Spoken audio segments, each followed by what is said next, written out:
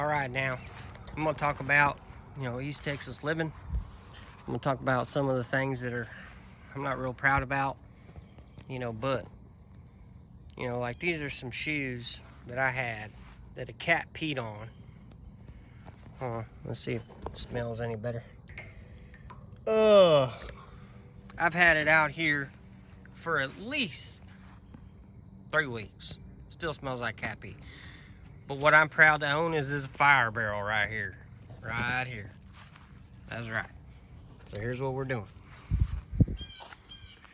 Fire barrel. Got some water in it. Look at all that dry. Oh! It's probably somebody gonna sue me because it had a logo on there. Anyway, we got trash in there. And we burn it. Well, I should say we. When I say we, I mean me. But I'll burn it. But anywho, here's my little makeshift little campfire thing. Even though there's not like a camp. There's not a fire. And over there, those are those plants that I showed you. We're gonna have to do this for a little while. We're gonna have to figure out what's going on. Because I said, you know what, Yaya, I don't like that gap underneath this little carport thing that's supposed to support all my lawn equipment. And I got almost an acre right here. Got this little baby push mower right there, and I got a weed eater. It's a lot of work. But look at that yard.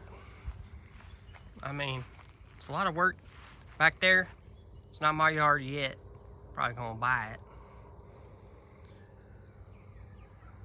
That's right, but look at that. That sun right there. She's the one to set. Pretty. I just love it out here. It's nice. I mean, we got a little work to do. And again, when I say we, I mean me. I gotta do all the work outside. Mama's gonna do all the work inside. That's fine. So we're gonna sit down for a minute. Should light a fire.